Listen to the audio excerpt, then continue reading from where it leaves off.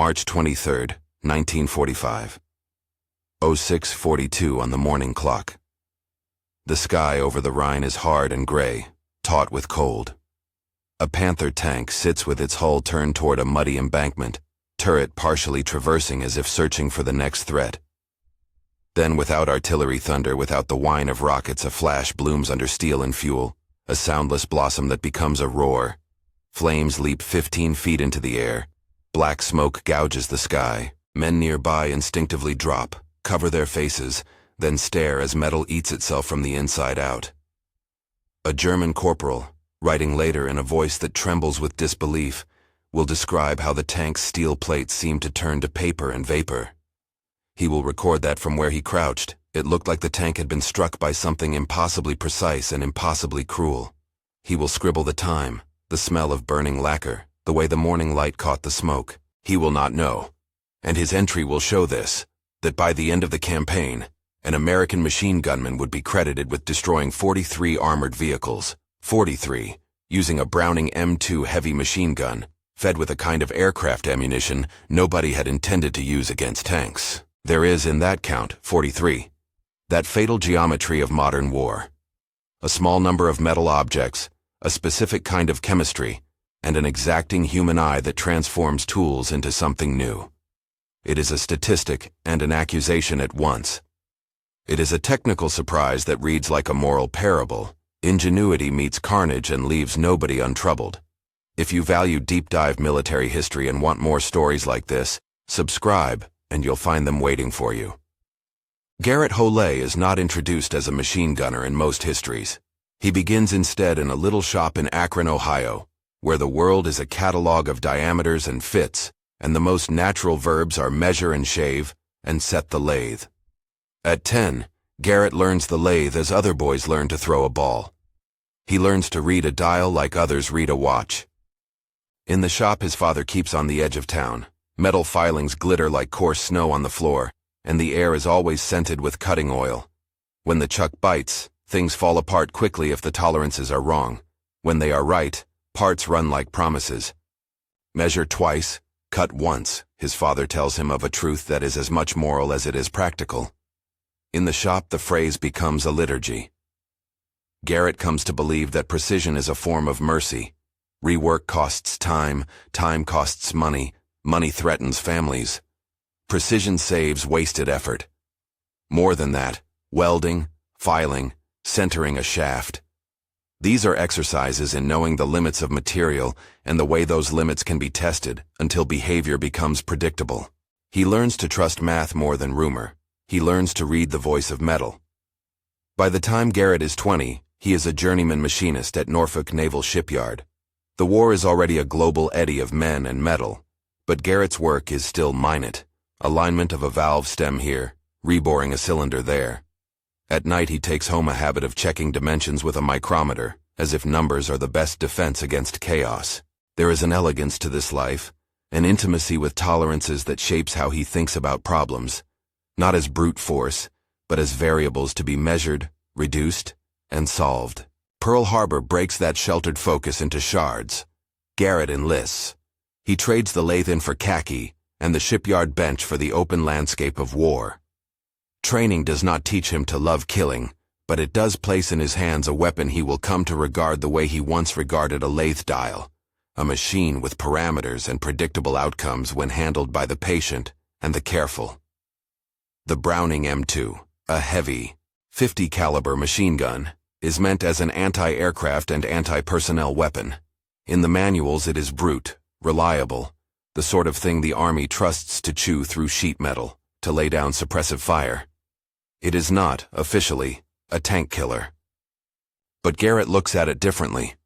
For him, the M2 is less a gun than a set of variables: velocity, range, wind, and the characteristics of whatever is on the receiving end. He sees spaces on the barrel where numbers can be pinned, and the rest of the war becomes a problem to be measured. This is not pure cold calculation. There is a nervous human curiosity in it, a machinist's hunger to know what a thing will do if you push it to its limits. He is careful, methodical. He records. He writes his numbers in the small spiral notebook he carries like a talisman. a collection of decimal points and observations that will, later, read like a ledger of consequences. The theater of war changes the rules. Supplies move in and out of depots, miscounts occur, and sometimes the wrong thing arrives at the right place. In the chaos of late 1944, at a supply holding point that smells of grease and wood smoke, Garrett finds boxes of M8 API, aircraft armor-piercing incendiary ammunition. The M8 is not a tank round in doctrine. Designed to tear into aircraft skin and ignite fuel, it carries an incendiary core intended to burn through thinner metal and ignite petrol. In box after box, stamped with codes and manufacturing marks, these rounds look ordinary to anyone who skims them. To Garrett, though, they are a puzzle piece. He understands, in a way that only a machinist might, how a different core changes behavior. It's not an ideological leap, but a technical inference. An incendiary element inside a jacketed projectile could, in principle, introduce a new internal effect when it passed through metal. If armor stops a jacket from punching all the way through, what happens to incendiary material trapped inside? Could it burn what it contacts within? A test follows, necessarily awkward and secretive at first, because nowhere in the rulebooks is this a sanctioned experiment. Garrett and a handful of men push a captured half-track into a field behind an abandoned barn. They set a target, they load a belt that has M8 slipped in among standard rounds, and they fire. The crew watches. The air tastes like spent powder. They are not looking for cinematic explosions. They are seeking evidence. What they find is small and terrifyingly precise. The steel shows a puncture where the bullet entrance was, and within the vehicle there is charred lacquer and evidence of heat that ought not to have resulted from the mere passage of a bullet. There are scorch marks, the smell of something inside having been set alight. It is enough to mark a hypothesis.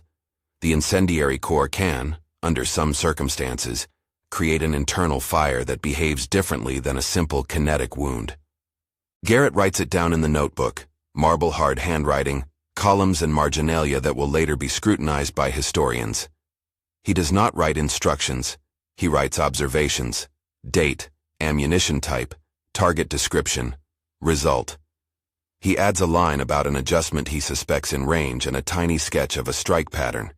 The pages look, to the casual eye, like a machinist's field notes.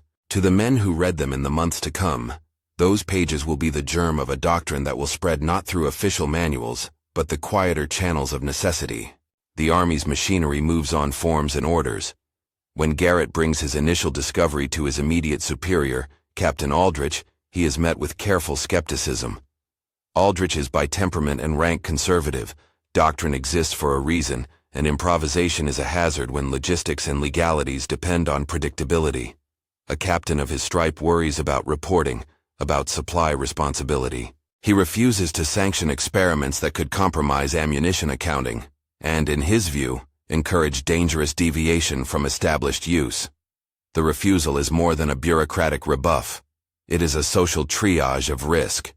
Innovation that threatens norms often finds itself on the wrong end of paperwork. Garrett leaves the conversation with a uniform that still fits, and a stomach that has begun to knuckle at the ethical edges of what he has seen work. In the supply chain, though, there are people whose sense of inventory is less rigid, and whose moral calculus is shaped by immediacy. Sergeant Everett Shaw is one such man. Shaw is the kind of supply sergeant who has kept the division moving through logistics improvisation for months, misplaced fuel cans, redirected spare parts, a nod and wink here and there to make the front line function. When Garrett approaches him, not with rhetoric but with measured notes and a plea to test a field hypothesis, Shaw listens. At night, with paper lanterns guttering and the world reduced to the pitch of sentries, Shaw arranges for a small transfer. He stamps a packet for exercise, and the rounds move like contraband in a long system of complicit hands. There is no conspiracy in the sense that soldiers schemed for fame. Rather, there is a calculus of survival. If something saves lives at the point of contact, then the paperwork is a lesser casualty. PFC Dixon, a young loader with quick hands and slower speech, becomes Garrett's assistant. Dixon is practical. He knows how to feed belts under pressure and how to take a gun from hot to safe when chaos requires it. He does not philosophize about doctrine. He handles the rounds and cleans the gun and passes the ammunition with the quiet competence of someone who has seen too much and prefers to be useful rather than heroic. The dynamic forms, Garrett measuring, Dixon loading, Shaw providing the sinews of supply, and Aldrich standing as the institutional gate. This quartet, in microcosm, reflects how innovations are often a tangle of personalities as much as prototypes. When they take the M8s to a reserve range, Garrett does not publish proclamations. He writes, measures, repeats. He talks about the M2 like a man discussing a lathe, alignment, peening, the relationship between operator and machine. He notes effects that surprise him. Beyond mere penetration, there are instances where internal fires break out and render a vehicle inoperable without apparent catastrophic structural collapse. He keeps his language clinical and his tone controlled, because even in war, measured language acts as a moral buffer. The notebook swells with rows of numbers and shorthand phrases. A phrase repeats, M8, internal burn, observe. It is simple, clinical. It will later be pointed to as evidence of the beginning of something larger. Outside those measured tests, the battlefield is improvising on a larger scale. In December of 1944, during the attritional fighting in Europe, Garrett's small experiments begin to meet the uncertainties of real combat. The first documented field result appears in the after-action records on December 9, 1944. A tank that had engaged American positions is observed to have been disabled with internal conflagration after being engaged by an M2 fed with mixed ammunition. These are not theatrical one-shot victories. They are small, brutal, and exact. A hit, internal damage, a silent mechanical death. The staff logs the time and the place and the unit involved, and Garrett's notebook gains another entry, this time scarred by soot and the psychic weight of reality. Even so, the Army's higher echelons prefer certainty over anecdote. The War Department, its eyes on supply lines and grand offensives, is not eager to accept a field innovation that could be construed as misuse. There are legal and ethical questions about using aircraft rounds in a ground roll, and there are concerns about ammunition accountability. But in the mud and cold of forward positions, paperwork is elastic. Men die on the front lines, and that elasticity becomes a moral argument of its own. If an innovation removes one hostile vehicle from action, and thereby reduces American casualties, does the bureaucracy have the moral authority to deny it? This is not a matter the men at the lathe bench or the supply dump settle with a memo. It is settled in practice, by men who see something that works. Garrett becomes, by inclination and necessity, a disseminator. He is not appointed. He is a teacher by temperament.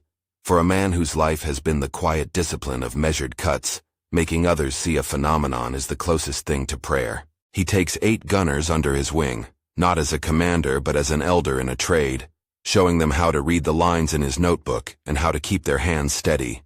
He does not write instructions the way a manual would. He frames observations as variables to be respected. He insists on discipline in fire, on restraint as much as on accuracy, because in his mind the aim is not to glorify destruction, but to reduce uncertainty, to save the lives of his comrades when possible. Word, in war, is a rumor that becomes an order. As these gunners take Garrett's notes into action and return with tidy confirmations, some expected, some not, the knowledge diffuses. German units later report an enemy that can, with surprising effect, disable armor at ranges and in ways that do not fit their reports of artillery or rockets. Some German intelligence officers will eventually misattribute those incidents to experimental tank-killing rounds or even to the work of aircraft. The truth is more pedestrian and more haunting. A heavy machine gun, fed with rounds borrowed from a different theater of manufacture, used by people who saw arithmetic where others saw chaos. Garrett's notebook becomes the talisman of this quiet revolution. Its margins fill with shorthand, types of rounds tried, observable effects, the particular circumstances of engagement. There are sketches, crude cross-sections, arrows that point to where the rounds seem to do work. There are also entries of a different nature, the times he slept poorly, the names of men who did not come back from patrol, a line or two where the handwriting changes from steady to shaky. The notebook is a folding of 2 lives, the machinist's ledger of dimensional tolerances and the ledger of wartime consequences. He writes once, in a single trembling line, about a convoy that passed his position. Young faces, pale in the dawn light, some propped against the belly of trucks. He watched the convoy roll and imagined injured men in the months ahead. He noted that saving a life often comes at the expense of ending another's. In those marginalia, the arithmetic loses its glamour and becomes a ledger with human names and sounds. The moral calculus recalibrates. Is a precise shot that ends a vehicle also a sentence? The question is simple enough. The answer is not. Those early experiments and the cramped decisions to procure ammunition clandestinely are, for Garrett, both a triumph of ingenuity and the start of a moral erosion. Each successful engagement cushions a commander's report with facts, lost tanks, recovered ground. But the operator knows what the numbers conceal, the faces behind steel, the finality of an internal blaze, the particular scream of a machine rendered useless while its crew suffocates or flees. Garrett begins to sleep less. His hands, once steady as a lathe bench, begin to show a tremor in the cold hours. He dismisses it at first, attributing it to fatigue, to too many nights awake in the field. Later, the trembling will gather meaning for him. It is the body's ledger of what the eyes have witnessed. He writes of these things only in his notebook, not in reports, which is another kind of confession. The official record is numeric and dispassionate. The notebook contains the heart. There is a line he repeats like a refrain. Measure twice, cut once. It is less from habit now than a plea. Measure twice before you pull the trigger. Measure twice to be sure the choice is necessary.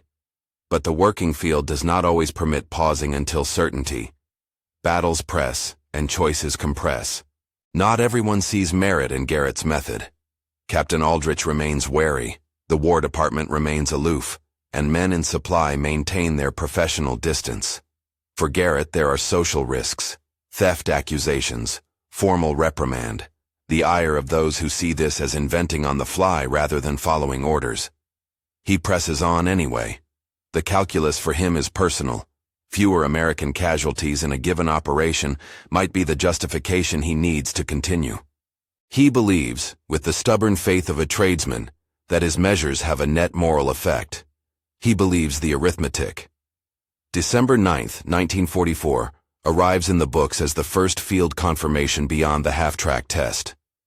It is the moment when the experiment slips from the realm of controlled curiosity into the violent variability of combat. A German armored vehicle is stopped and burned out. It is recorded in the unit logs. It is discussed in the officers' mess. Some ask questions about accountability, about legitimate ammunition use, and others look only at the bottom line. Enemy armor neutralized. For Garrett, the feeling is complicated. He feels the satisfaction of a solved problem, the same satisfaction he felt when a turned piece fit its housing with no binding. But he also feels the shuddering new knowledge that precision can be weaponized in ways that exact a hidden cost. As winter presses into the front, knowledge circulates. Men who have seen the result tell others. The tactic is not yet doctrine.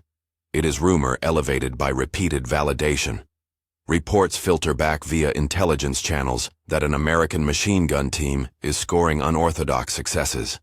German field reports describe a devil shot, a phrase that mixes fear and the supernatural in equal parts. Somewhere in the mud of that description is a recognition of an asymmetry.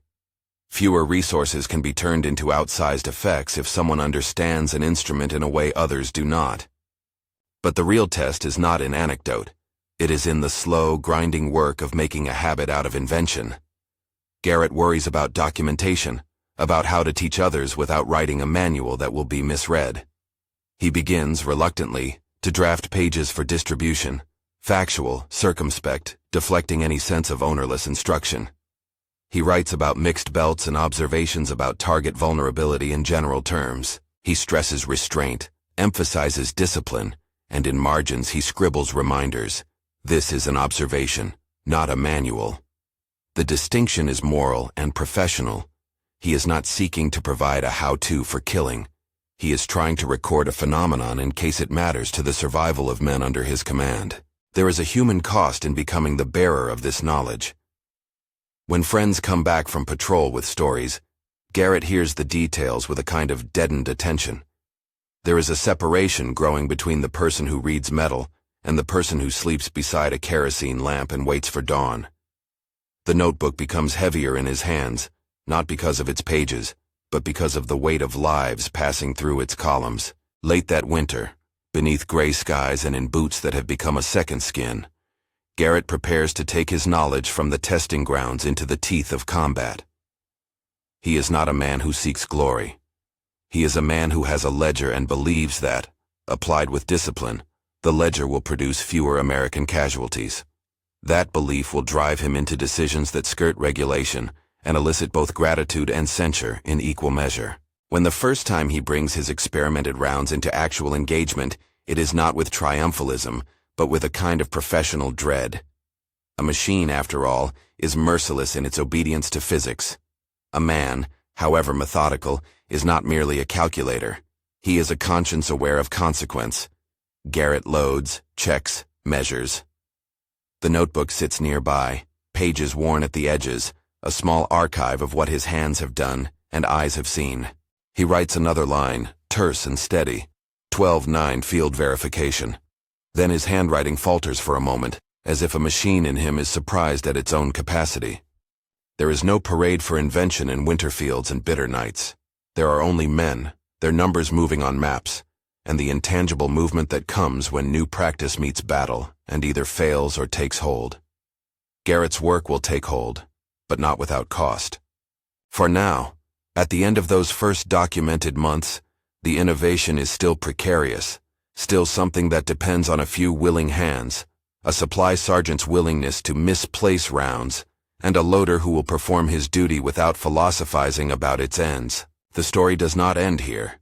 The notebook will fill, the tally will climb, and the moral questions will grow louder than the applause of success. For now, there is only the quiet ledger, the lathe's old maxim echoed in a man's new hands, and the uneasy, fragile hope that precision can be a tool that saves as much as it destroys. On a cold morning in March, months after those first tests, a German corporal will write of a tank exploding across the river with a bewildered hand. He will call the phenomenon something akin to devilry. He will not know the name Garrett Holley. He will not know that a machinist from Akron traced an idea from lathe to ammunition box to firing line. He will not know that the notebook that will later sit in a museum began as a few cramped pages of measurements and moral rumination. But that arc, lathe shop to riverbank, notebook to museum, is not yet complete.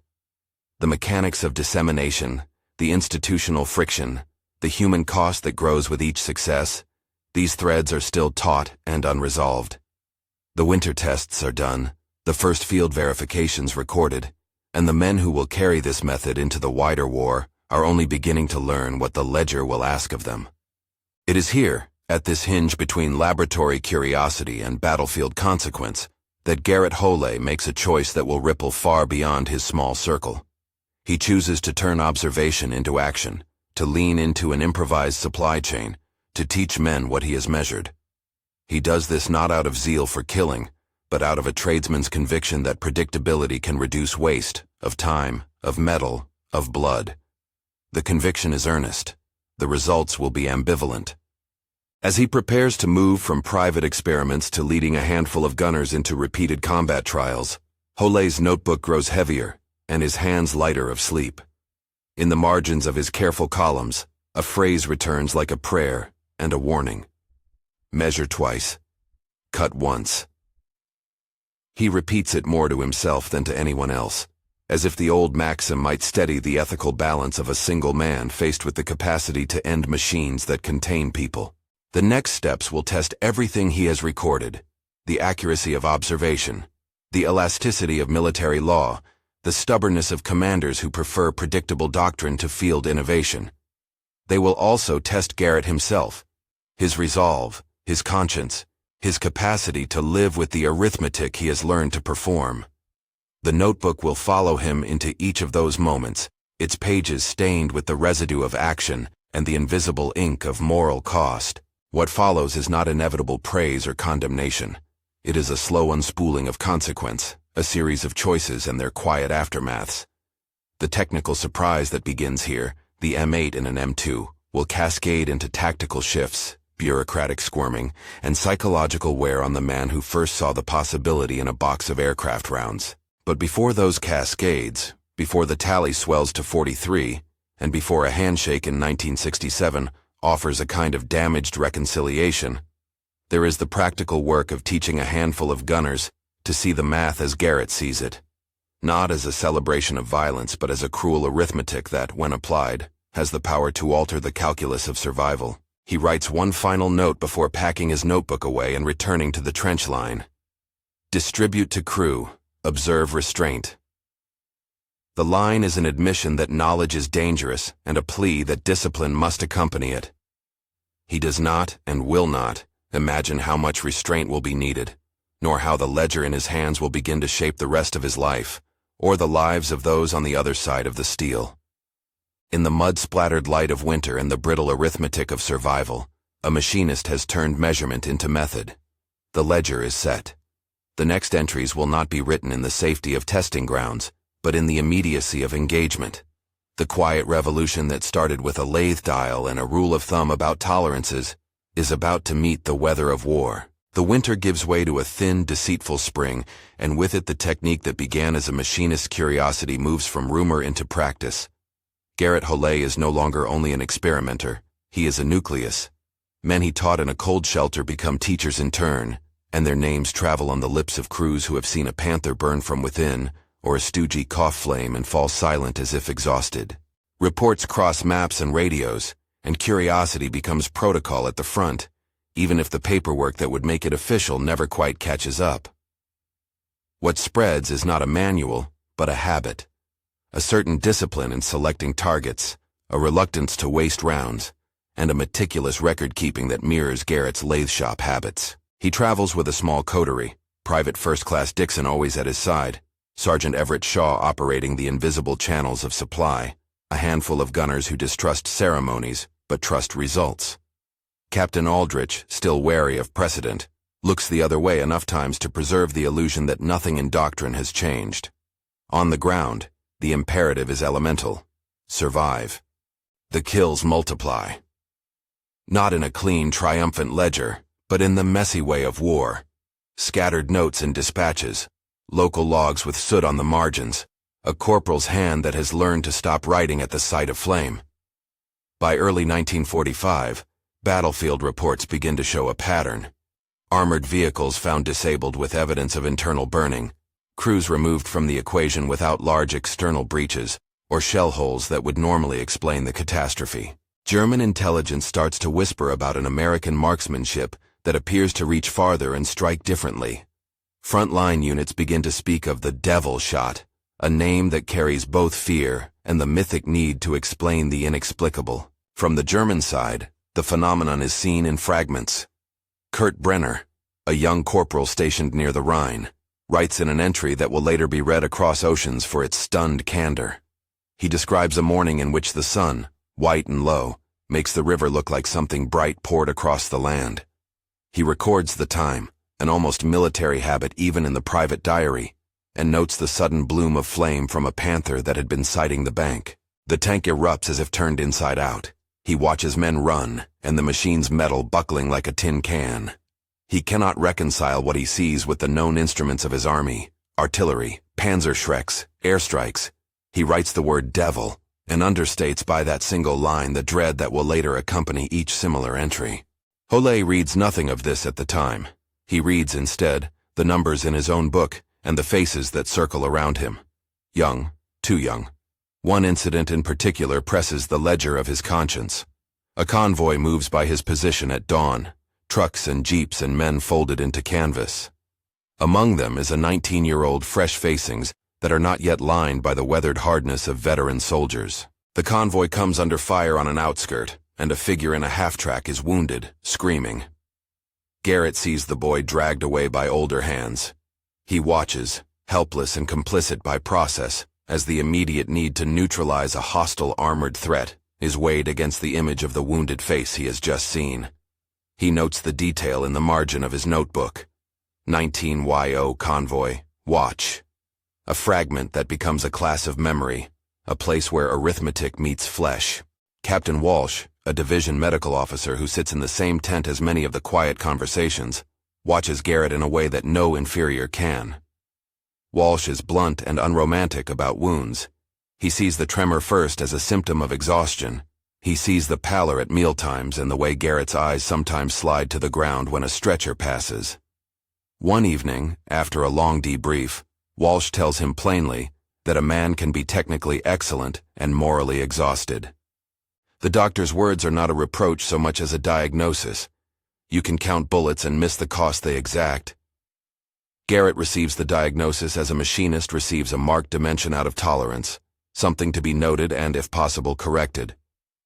Correction is not simple. The theater rewards efficiency, and the efficiency Garrett has pioneered seems to reduce overall American exposure in offensive pushes. Officers who had been counting on tanks and artillery in certain sectors find that when a crew trained in his methods is placed at a key horizon, the enemy armor avoids that sector or delays movement in daylight. The tactical effect alters plans. The strategic effect is more subtle. German commanders, already stretched thin, must reallocate armor to protect convoys at times and places they otherwise would not, contributing to a small but real erosion of their operational agility. The arithmetic of effect becomes cruelly clear. By mid-March, the tally is heavy. 43 armored vehicles recorded as destroyed or irretrievably damaged through engagements involving the M2 fed with M8 API ammunition, with estimates of German casualties in those engagements running into the low hundreds. Archival notes and later historians will cite figures in the neighborhood of 253 men directly or indirectly affected. The notation is clinical in reports. It is not clinical in Garrett's notebook, where the numbers rub against names and dates and the jagged margins where sleep would not take him. He writes a terse entry one night. 43 March, ledger closed. The question mark is not for counting but for conscience. The winter into spring sequence escalates in tempo as the Allies approach the final pushes across the Rhine. Operation Plunder, the coordinated crossing designed to break Germany's final interior defensive lines, becomes the theater for the most consequential set of engagements. There is a different quality to these days. The river itself looms as an obstacle and a symbol, wide and cold, and the enemy on the opposite bank is desperate in ways that create opportunities and moral perils. The Allies need to suppress armored reconnaissance and to protect the crossing. Holé knows how to be useful here. He also knows, with a machinist's clarity, that usefulness is not proof of righteousness. On March 23, 1945, the morning is the one the corporal in his notebook will later render in a dry, astonished hand. The weather is brittle. The sun is a white coin over the river. At 06:42, a Panther is sighted moving in an arc, apparently attempting to find a firing angle. Holé has positioned his gun, not by random chance but by choice, using the long habit of picking lines and sight marks at a distance that will stretch the instrument's capability. For months, the entries in the notebook had included range notations, observational numbers jotted under pressure, and later interpreted by colleagues and historians. This morning's entry will later be read aloud in museums like a wound. 3:23:45, Panther, 06:42, observe, internal burn, count, +1. The shot that day, catalogued later by witnesses and by the German Brenner's trembling account, is as much technique as it is consequence. The Panther erupts in flame from within. It does not explode outward like a shell hit might. It burns the machine's guts until the whole carriage seems to collapse into itself. The sound is different, a sucking, a collapsing, and the men nearby freeze in a way a punch to the gut freezes a body. The later photograph of the smoking hull becomes an image printed in newspapers decades after the war, captioned by curators who will not let their prose become praise. For Garrett, the last entry of that campaign is a kind of blankness. He records 43, the final count. He scribbles a single small phrase beneath it, nothing left to measure. It is not self-pity. It is not triumph. It is a factual admission that an arithmetic of effectiveness has finished its run and that the ledger must now be closed, if only because the opportunities to extend it will end with the war. The numbness is immediate and idiomatic.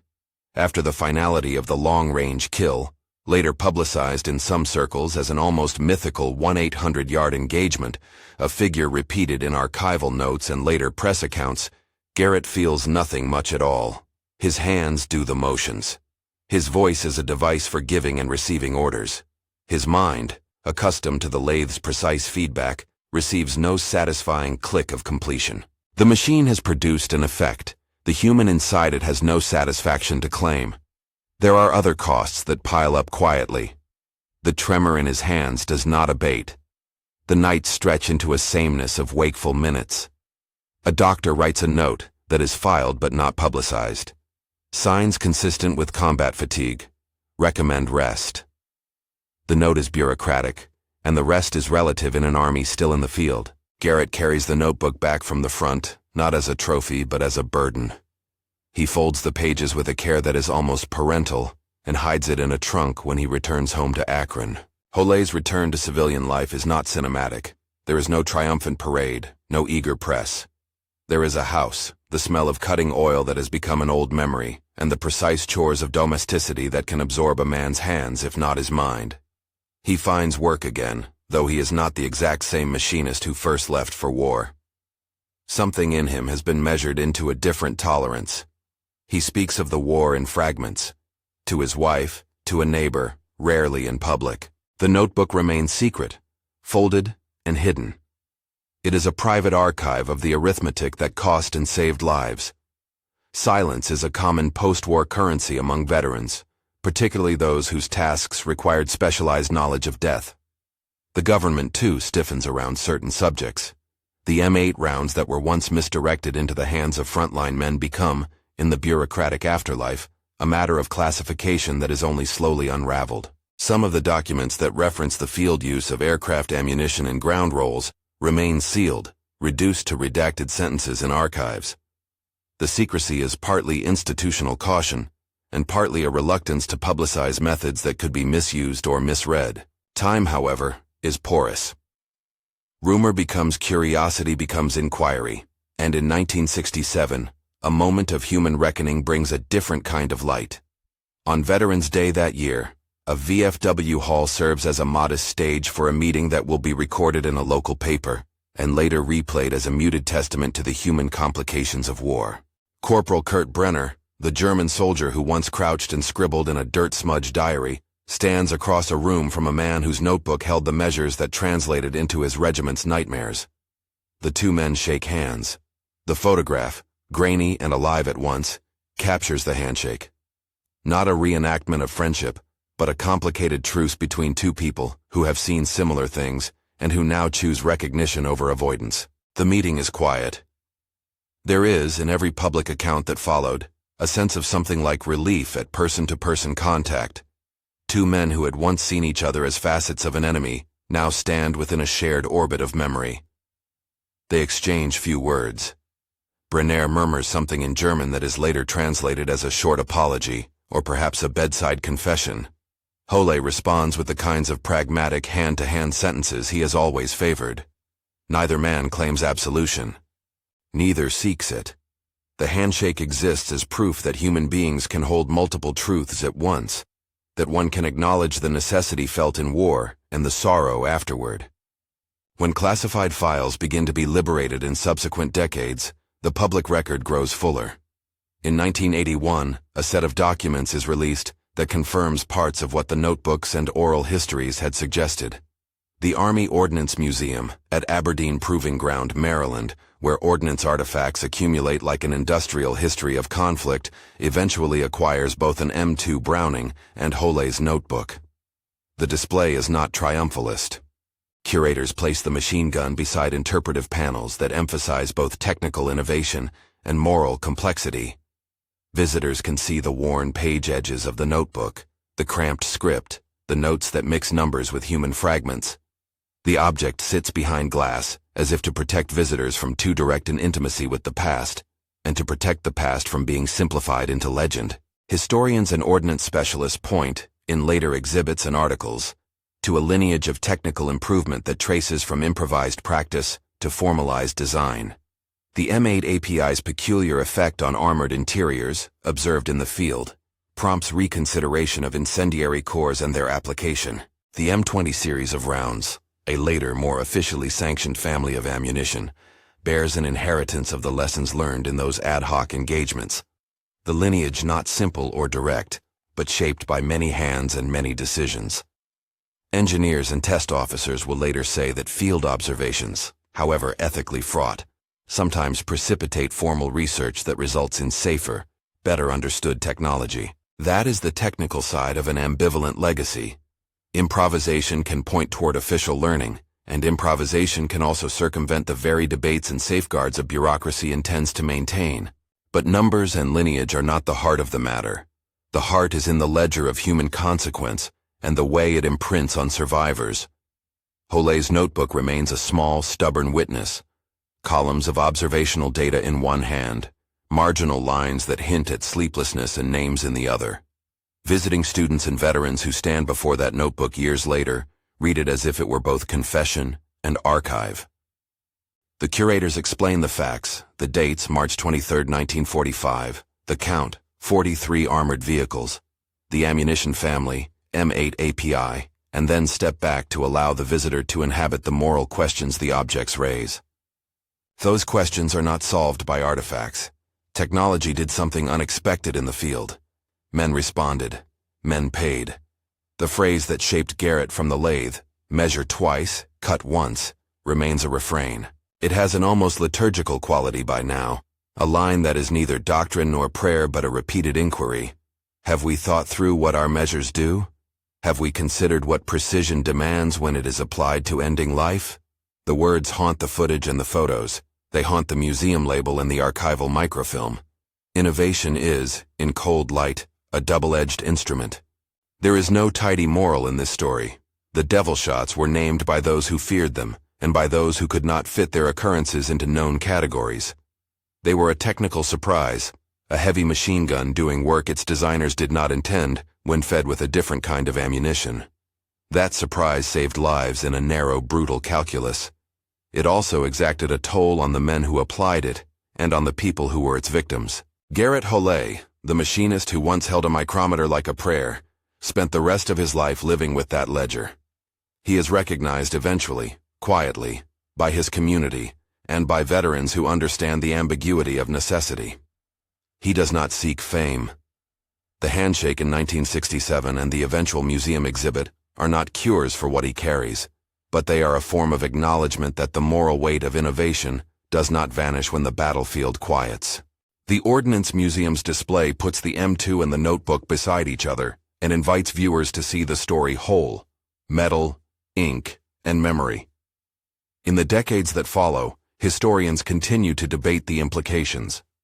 Some emphasize the technical ingenuity, how a machinist's mindset reinterpreted a tool in a theater of improvisation. Some emphasize the ethical hazards of sidestepping doctrine and accountability.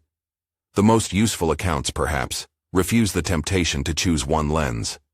They hold both truths, that technology can produce unexpected force multipliers, and that every multiplication of force carries with it moral arithmetic that is impossible to reduce to equations. That duality is, in the end, the terrifying truth behind America's sniper devil shots. It is not merely that a machine gun was made to do something it was not intended to do.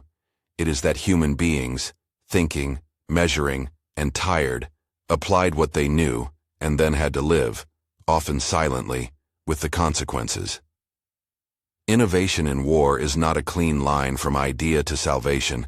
It is a braided cord of necessity, improvisation, and aftermath.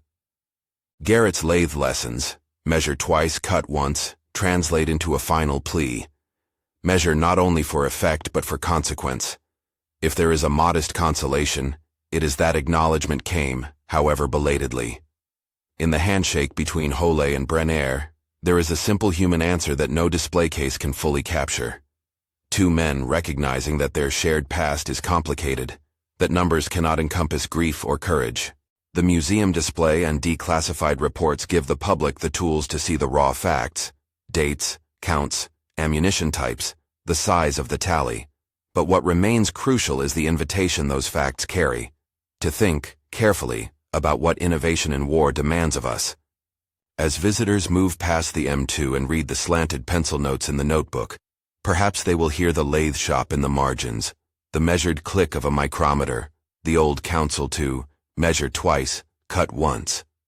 Perhaps they will also hear a quieter voice asking whether the measurements we prize in technology are being balanced with measures of human cost? That is the question that the story leaves on the table, and it is the question the title gestures toward. The terrifying truth is twofold: technical surprise and the moral burden that follows.